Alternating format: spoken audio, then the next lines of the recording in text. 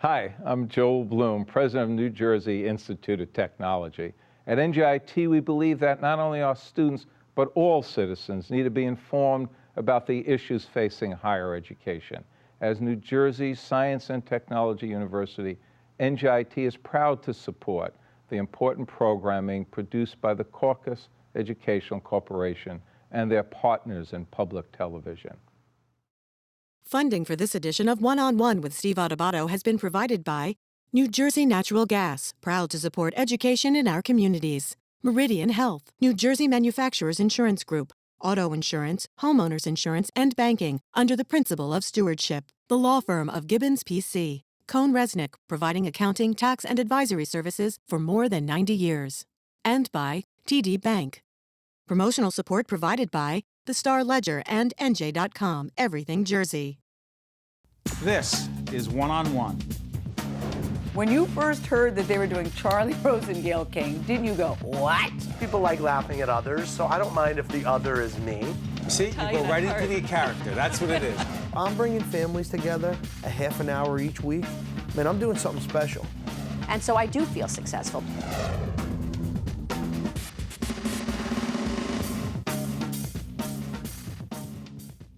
Hi, I'm Steve Adubato. As you can see, we are not in the studio. We are, in fact, at the Jersey Shore. More specifically, Seaside Heights, at the Beachcomber at Seaside Heights. This is a week of one-on-one programming. We call it Coming Together at the Jersey Shore. It's a very special series of programs. We decided to talk to people whose lives have been changed. People who have lost their homes, people who have come together to make a difference in the lives of others. Organizations that didn't even exist before Sandy.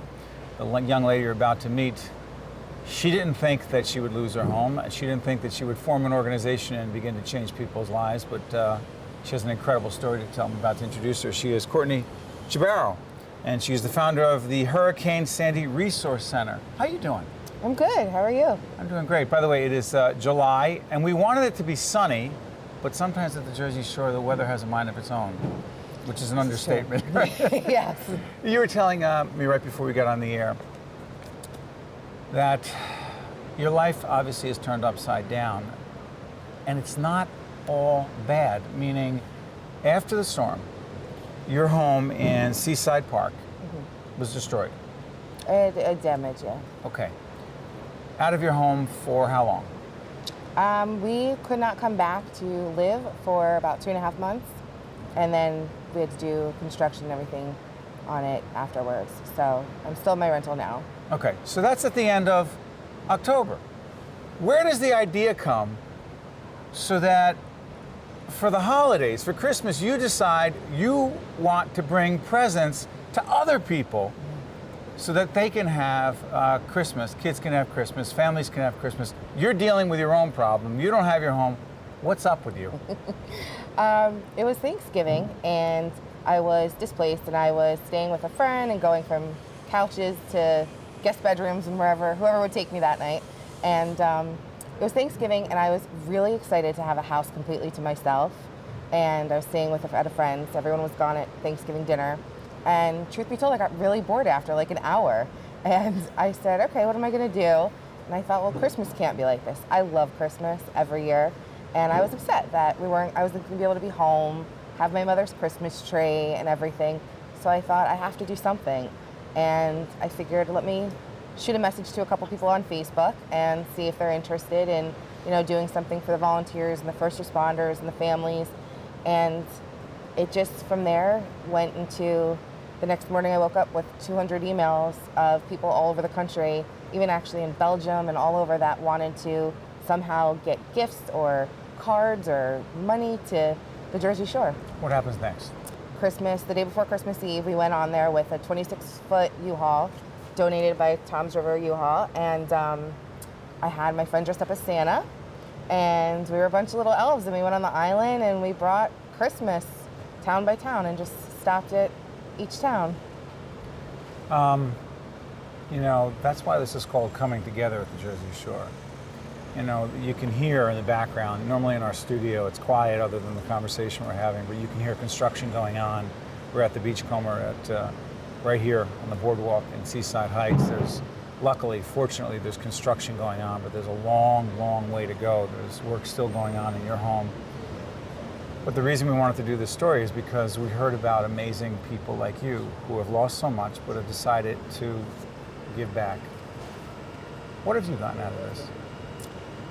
This has completely changed my life, 110%. I was just on the phone actually last night with a friend of mine, and I was telling her, you know, the storm has given me a new confidence that I never thought I could have. And I know that sounds crazy. Confidence? Yeah, it sounds crazy to say that about a hurricane, but I believe more than ever that I can do anything I set my mind to, and I have battled governors and congressmen and, you know, supplemental aid packages, and we've done it. You know, we've, as a community, all come together, and we've written letters, and we've gotten extensions on AmeriCorps and $1.2 million funding, and I mean, things that you never thought would be achievable, and to get people back home. And I just believe more than ever that if you really set your mind to something, it takes so little to be a person that makes the difference. And you can do it. And you can do it just by saying yes. Just by saying, I'm going to do that. I'm going to wake up tomorrow and do it. You know, throughout this series, you're going to see information, websites of organizations, because organizations need money. They need volunteers. What do you guys need? We need tools. We need supplies. We go out 5 days a week right now and refurbish and restore homes. Brother, hold on. Who's we? You're not doing this alone. No, I am not. The entire community, and I hate to even leave it there, the entire state and the entire country. Right now we have volunteers in, 200 a day, to be exact. And you're the leader of this. And yes, with a lot of other people though. There's no one person that makes it all happen. Well, hold on, how are you paying your bills? Like, what are you doing? I lost my job the day after Christmas, ironically. Hold on, back up. You lost your job the day after Christmas? Yes. While you're doing all this for other people? Yes. And you still have this attitude? Yeah. Because? Because it's amazing. This storm has brought out the best in people. The people that have come out, the opportunities I've had, the people I've met from all over the country coming here. I don't know, it shows why you miss it so much, why you're so devastated when the hurricane came. Because your house isn't just your home. The sunset that you watch every day, the beach, your neighbors, and we're all family now. There's this common, unspoken, just familiarity that when you sit down and talk with someone, they're your family. You've instantly just grown. You've instantly just gained a bunch more people that are behind you 110%. I interrupt you, I got 30 seconds. What else do you guys need? We need tools, continuing volunteers. We are not near the end yet. We need more volunteers, donations for the families, for us to keep up and running. It's going to be a long haul. We need to keep our operation going for a long time. You are a role model, you're a leader, you're an amazing young woman, and Thank you. when people use the expression Jersey strong, when the governor talks about that, when other people talk about it, I'm very confident they have you in mind and other people like you. Congratulations. Thank you very much. And good luck to you and your family. Thank you. And your organization. Thank you very Thanks. much. This is One-on-One. We're at the Jersey Shore, and it is pretty strong. We'll be right back right after this. If you would like more information on this program, or if you'd like to express an opinion, email us at info@caucusnj.org. Visit us online at oneonone.org. Or find us on Facebook at facebook.com/Steve Adubato, PhD. Steve Adubato, we are down here at the Jersey Shore talking to people who really make a difference. And right now you're about to meet Pat Donahue, the founder of the People's Pantry, which is?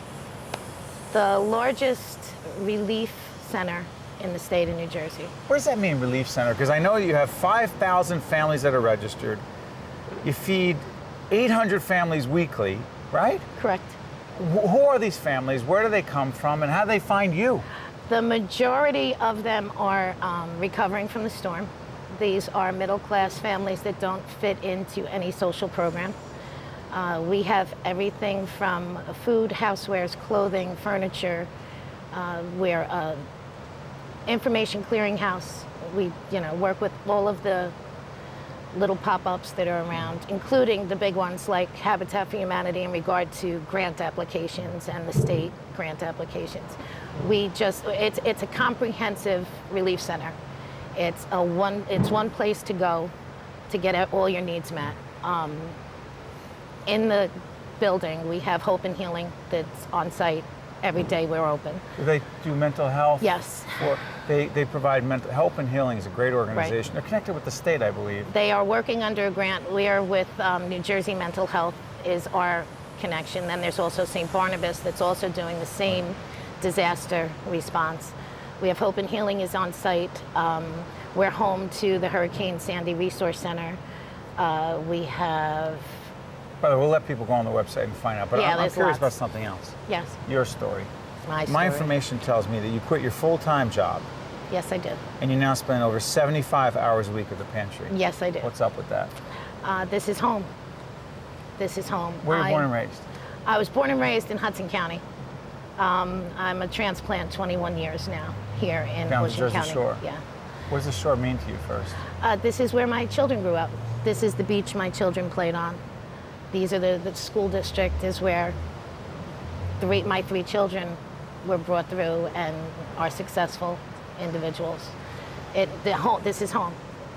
These people shop in the same stores as I do. The majority of the people that have been affected live here. And they're not commuters to Manhattan or Philly. Right. They work here. Right. They're teachers, they're cops, they're state troopers, they're township employees. These are the people who've kept us running for years, and now they're in the greatest need. I want to ask you,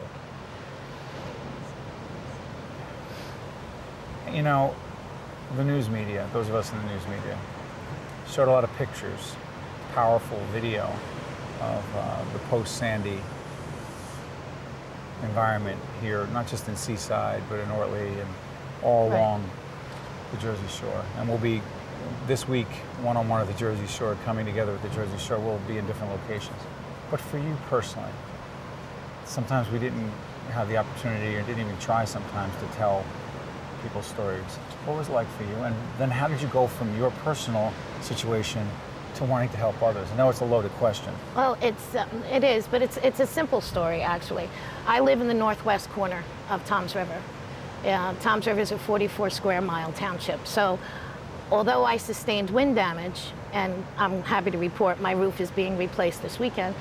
By the way, this is July of 2000. We're doing this in July, so it's now being replaced. Right. Okay. I'm the president of the Special Ed PTA for Toms River Regional Schools. I have an 18-year-old daughter with autism. And the day after the storm, I was drawn to the shelters to find the families and the children that I serve through that organization. And I did find them. And with the school district, worked to get them someplace better than a Red Cross shelter. That was how it started. And I was working in the shelters with the school district and the township. And when Red Cross came in, I then lateraled into delivering supplies to the police departments, to the islands here. What supplies? Water, batteries, gasoline, firewood, whatever it took to keep the townships here, especially here on the Barrier Why did you do that? Because I had to. You didn't have to. I had to. I had to, by the same reason that I'm still doing 75 hours a week. I had to. My life has always been in the vulnerable population, whether it's special needs or the disabled. These people now are vulnerable. And there is no way that 54 years of life that I've done before, I could turn that off. I couldn't turn that off.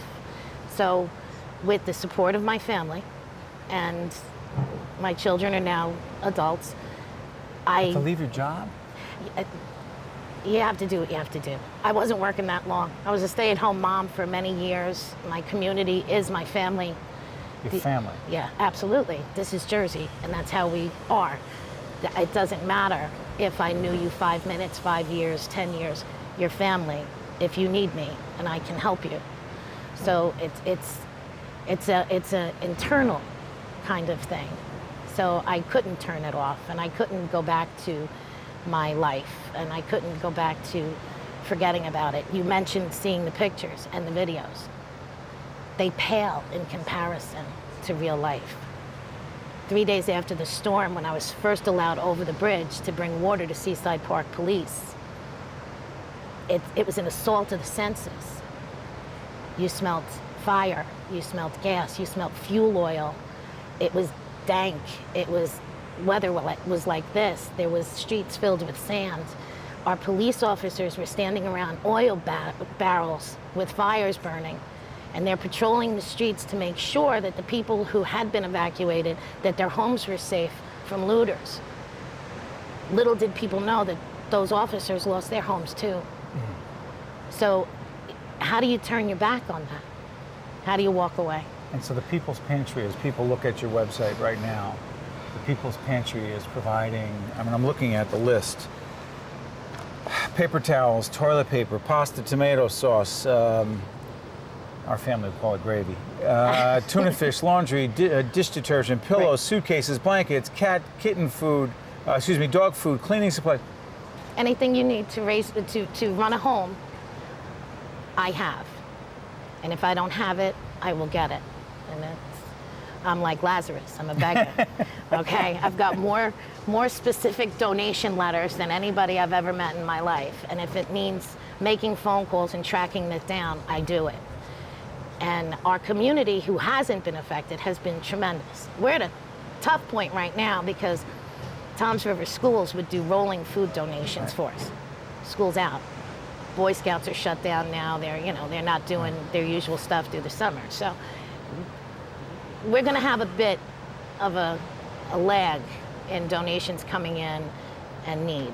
There's going to be a gap, but we'll make it through. Pat, we're in July right now, Yes. and it being overcast is nothing compared to what we're talking about, you know? Right. If you were to predict, in the few seconds we have left, the future of this community, of not just Seaside, but of the Jersey Shore. Right. I mean, you're a part of this community. You come from Right. Hudson County, which is a pretty tough place. That's right. Future of the Jersey Shore. We'll be back. We're not, contrary to what you might hear, we're not back yet, but we'll be back. It'll take a while. And we'll be back better and stronger and more close-knit, because you never really get over coming through a tragedy without those connections being made. So I think as a community, we're going to come back stronger. We're going to come back better. And finally, you better for this? Believe it or not, It's a weird question. I know. this is not the toughest thing I've ever had to do. This is not the hardest thing I've ever had to live through. As I said, I've got an 18-year-old with autism. That was pretty rough. But even that, you go through life. Life is life, and you go through heartache and you go through pain and you go through, everything here can be fixed. It's the people that are forever changed. But I think in the long run, they're going to be stronger. So. Pat Donahue, founder of the People's Pantry. I want to thank you for joining us. My pleasure. Keep doing what you're doing. I will try. Thank you. Thank you. One-on-one from the Jersey Shore. We'll be right back. If you would like more information on this program, or if you'd like to express an opinion, email us at info@caucusnj.org. Visit us online at oneonone.org. Or find us on Facebook at facebook.com/Steve Adubato, PhD.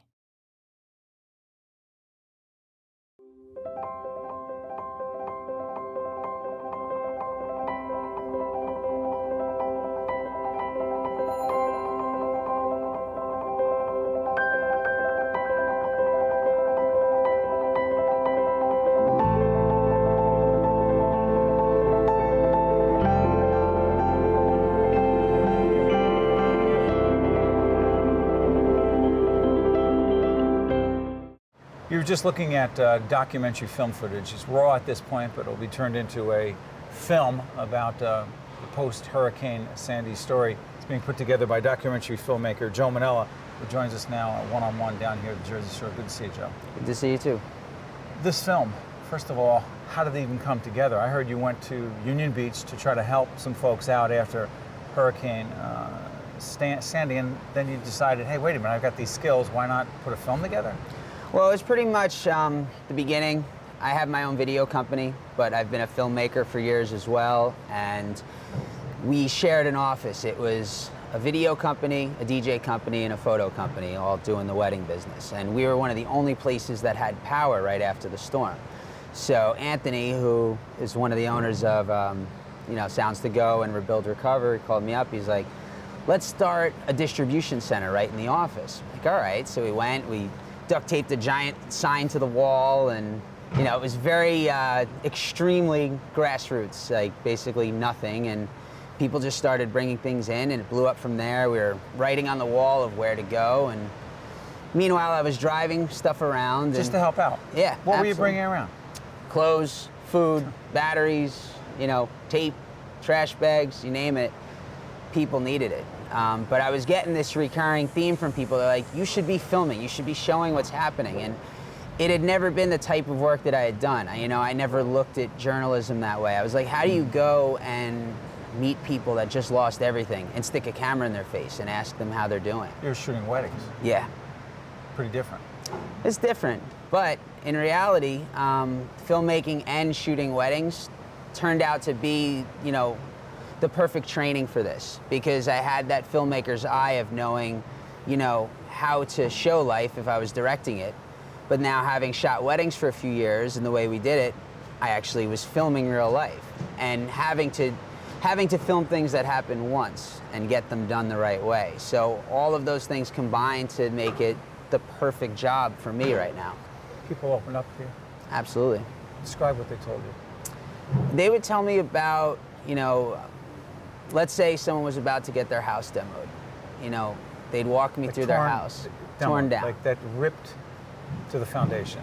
It flooded so bad that, I'll get to that too, where there were different levels of damage. Sure. But this is what sticks out to me, is that, and even if it's stuff that I don't necessarily get to use all of it in the film, because I have countless hours of footage, but people had said, before they knock it down, can you walk through the house with me and I can tell you about my house, and they showed me this happened in this room and this, and even though it's down to the studs, you don't see anything, but it meant something to them to know that, that I cared. I want to know about your house. Tell me about it. Tell me who built it.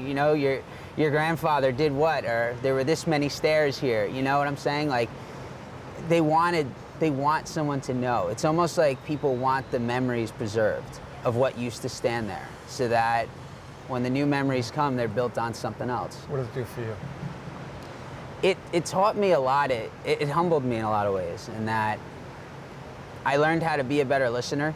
I spent a lot of this time just listening to people and hearing them out, and it helped me in my own life to realize that, I get very stressed out. You own your own business, you freak out, especially a few years into it when you don't really have a lot of personnel. But yeah, it taught me that. a few years later, you freak out too, trust me. So it taught me that no matter what's going on in your life, there's so many other things, there's so many people, and in the scheme of things, everything's very small. There's a lot that's going on out there. There's no problem that's as bad as what your neighbor has. What'd you learn about how strong people are? I can't speak for everywhere, but it's something I always thought, that people in my state are tough, the way they drive. Like, I went to school in Pennsylvania, and I always used to say, oh, you wouldn't get away with this in Jersey. And it's exactly what I thought. What is it about Jersey people, particularly Jersey Shore people? People don't want to wait for things. They want to get out there and do it. They don't want to hear, oh, your insurance is going to take this, or the flood maps are going to be out in 2 years. They say, no, I want this now. I want to be back in my house. Yeah, no one wants to wait, and no one wants to sit around and collect something. When do they want to do it? They want to do it right now. Right now. They want to be back now, but they also want their neighbors to be back now. They don't want to, I was spending a lot of time the last few months in Ortley, because they're still a little behind the game. And, Ortley Beach, yeah. One of their residents named Barry, who he just loves to sit and tell me about what the place is like when it's hopping. And he sits in his chair in the middle of rubble, you know, in the sun, and like basically saying, I don't care, my town is destroyed, I'm still gonna do what I do every summer. But I want my neighbors back too. I want this back, I want it now. I don't wanna wait for anything. Finally tell folks in the public television audience, your documentary is hopefully coming out at the end of 2013. You got to put it all together. I'm going to do everything I can to get it there. Putting a film together is tough. Oh, absolutely. But you've done a lot of the work, and we wish you nothing but the best. This has been a good thing for you. Oh, yeah. Through a terribly difficult situation, it's taught you a lot. Definitely. You become a better person and a better filmmaker. Better filmmaker, better person, hopefully a more patient person, better listener. Well, his name is Joe Manella. He's a documentary filmmaker. He went to Union Beach to try to help out some friends. And he saw some things and people said, hey, why don't you get your camera out and shoot? And I have a feeling the story that you're about to tell everyone is going to make a big difference. So we appreciate it, Joe. Thank you very much. Okay, you got a partner in public television. Stay right there. This is Steve Adubato. We are coming together at the Jersey Shore. I want to thank the folks at the Beachcomber who have been incredibly generous. All the folks down at the Jersey Shore who have invited us in. That's one of the things that Joe was talking about. Jersey's tough, but Jersey Shore has a huge heart. And we would not be able to do what we are doing all this week if people did not invite us in and say, use our place, tell our story. And that's why we're here. I'm Steve Adubato. Make sure you catch us tomorrow night, one-on-one, coming to you straight from the Jersey Shore. Pretty strong. See you tomorrow night. One-on-One with Steve Adubato has been a production of the Caucus Educational Corporation, celebrating 25 years of broadcast excellence. Funding for this edition of One-on-One has been provided by New Jersey Natural Gas, Meridian Health, New Jersey Manufacturers Insurance Group, the law firm of Gibbons P.C., Cohn Resnick, and by TD Bank. Transportation provided by Airbrook Limousine, serving the metropolitan New York, New Jersey area. One-on-One with Steve Adubato has been produced in partnership with St. Joseph's Healthcare System. This program has been made possible in part by New Jersey Institute of Technology. I think at NJIT there are a lot of smart students. I came to NJIT for mechanical engineering because with in-state, it's one of probably the top 3 schools for engineering. It sort of creates a friendly competition where you can learn from them. It's a great academic school. I feel I'm being challenged, but at the same time, I love the classes I'm taking. The atmosphere of being here is like being at an upstart company. It's that same kind of drive, that same kind of passion.